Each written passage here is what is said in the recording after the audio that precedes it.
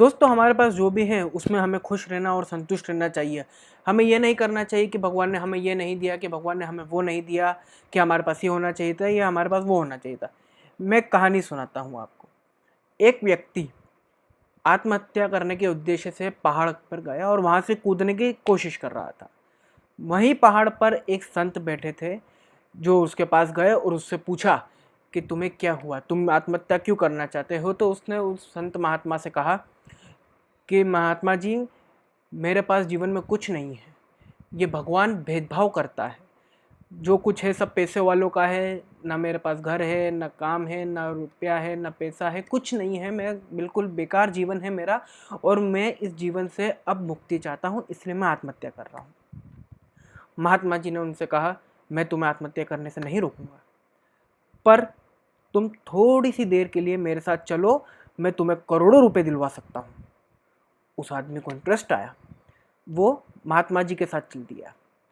कुछ दूर जाने के बाद एक घर के तरफ, एक बहुत समृद्ध घर के तरफ ले गए और वहाँ वो महात्मा जी ने एक अंधे सेठ के पास उस व्यक्ति को मिलवाया और कहा कि इन सेठ जी के पास आंखें नहीं हैं, तुम अपनी आंखें इन्हें दान कर दो तो ये तुम्हें करोड़ों रुपए दे देंगे। वो सेठ जी ने महात्मा जी का समर्थन करते हुए कहा कि मैं तुम्हें मुंह मांगी राशि दूंगा, बस तुम मुझे अपनी आंखें दे दो।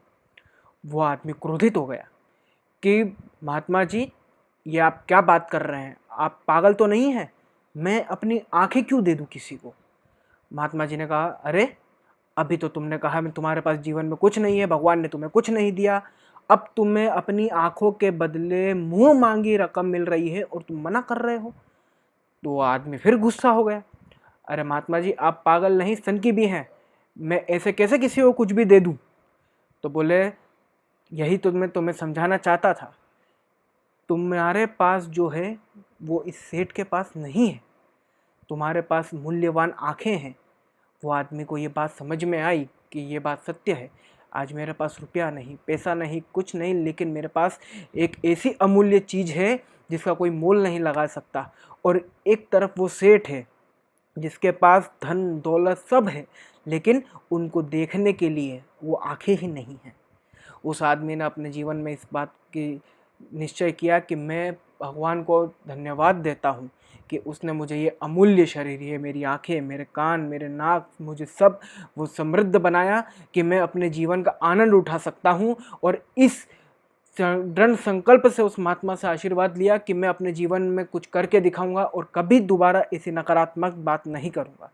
दोस्तों, इस कहानी से हमें शिक्षा मिलती है कि हमारे पास जो है पहले हम उसे देखना चाहिए, ना कि उसे कि जो हमारे पास नहीं है। दोस्तों, इस दुनिया में कोई भी संतुष्ट नहीं है, हर कोई जितना उसके पास है उससे ऊपर बढ़ना चाहता है। जिसके पास टू व्हीलर है वो कार की इच्छा रखता है, जिसके पास मारुति है वो मर्सिडीज़ की इच्छा रखता है। कभी भी इच्छाओं का अंत नहीं, लेकिन जो चीज़ आपके पास है उससे कभी असंतुष्ट नहीं होना चाहिए। इसी के साथ जो पसंद आया हो तो इसे लाइक और शेयर ज़रूर करें, साथ ही हमारे इस चैनल को सब्सक्राइब करें। धन्यवाद।